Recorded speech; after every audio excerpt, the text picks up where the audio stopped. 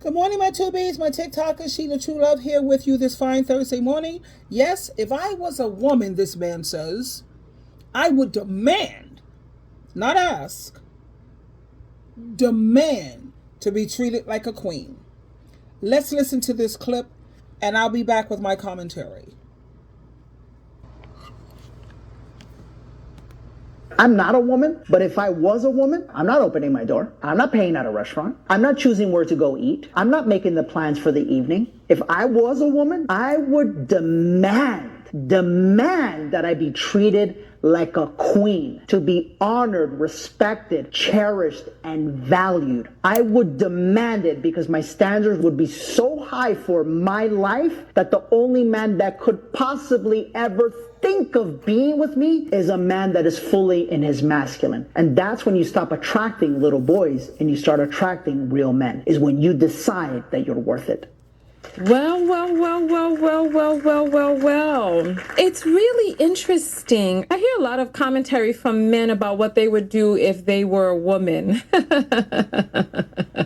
And I want you all to answer in the comments. What are some of the things that you've heard that men say? Early in my life, one of the things that I used to hear was how they would be the biggest HOE, that they would get all of this money in exchange for XYZ.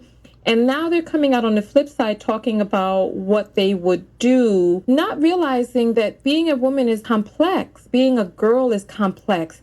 You have to realize that you're steeped in the patriarchy. It's like saying, if I was hot water and there was a tea bag inside of me, I would never become tea. But when you're steeped in the patriarchy, you are steeped in the men's words are more powerful than ours. What a man says goes. A man's yes supersedes a woman's no. You're steeped in a man's life is more valuable than yours. What else? Remember that whole thing with blue balls and how you had to be put under all of this pressure because for even just a moment of his discomfort was just too much for him to bear. There's so many different things that you're taught as a girl, and one of those things is really catering to a man, putting his needs before yours, putting children's needs before yours, that you are really just a secondhand person. You start getting this indoctrination. We showed you the video about the ways that even babies are indoctrinated, played with differently, and different skills cultivated. So it's honorable for him to talk about what it is that he would do if he were a woman. And listen, I want women to be treated well as well. We continue to talk about what it is that women need to do. I hear all of these psychologists and professors coming out talking about the changes women need to make in order to date, and supply and demand. What is out there in the dating market? People give women all of this flack for remaining single, right?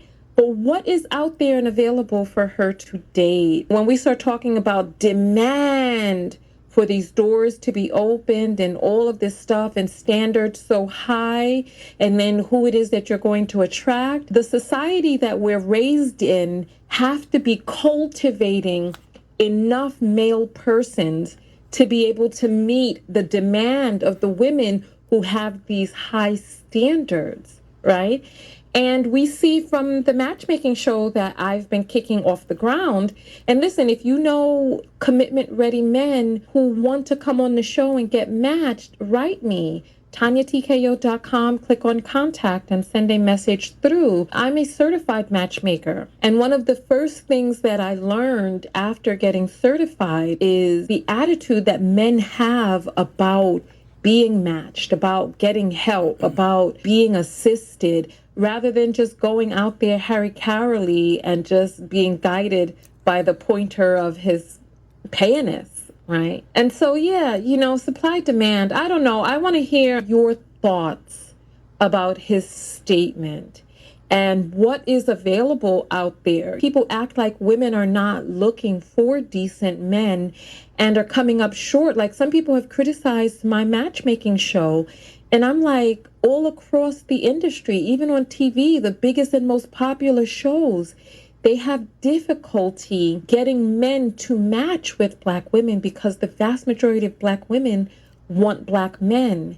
And Black men, far too many of them consider being with a non-Black woman to be a status symbol. And when we talk about these short videos that I do, I did a short video about how men are homosocial, and there's so many men combating, oh, no, we're not. No, we're not. Go check out that video, right? And it's like so many men are just not self-aware. Our society is not cultivating men to be in good relationships with women, to be in healthy relationships. And the crux continues to be on women and what women and how women need to choose.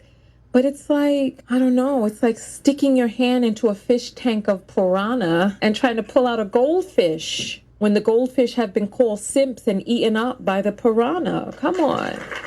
Come on. That was my girl, Tonya, TKO. I love her. I love her so much.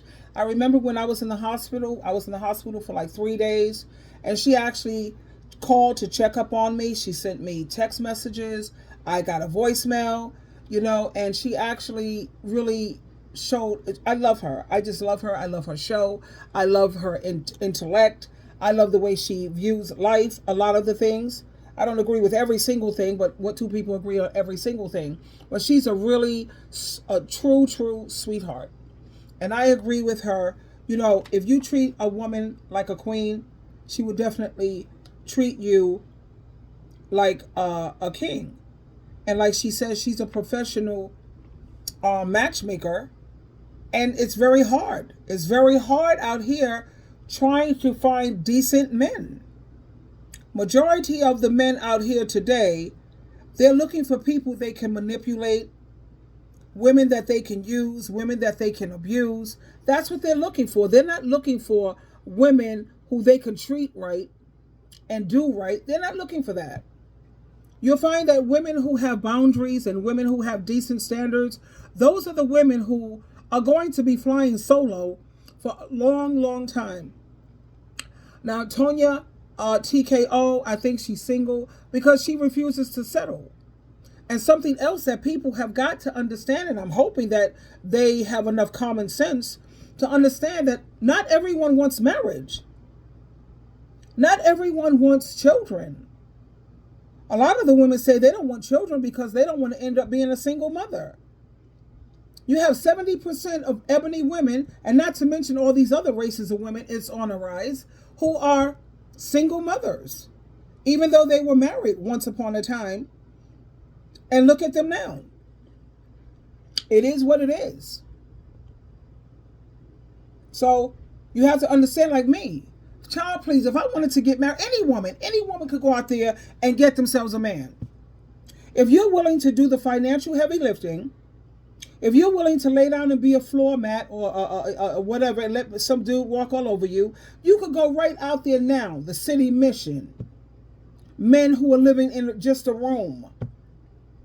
It's easy for you to go out there and find a dude and bring him home as long as you're willing to put up with abuse and being controlled. I know me, for one, I'm not interested. I already been down that road 2.5 times, and I say no thank you. It's way too much work. Now, I've been on both sides. I've been on the married side. I've been on the single, married, single, ball and chain, freedom, independence, abuse, control, ball and chain, shallow, superficial, fickle as all hell. Now we have peace, tranquility, joy, and freedom. No longer living on eggshells. Make this make sense. Why are women choosing the drama and the abuse and being controlled? It's beyond me. But like she said, honey, like that man said, if he was a woman, he would demand, not ask, he would demand that you treat him or her, whatever these days, who knows? You will be treating me like a queen.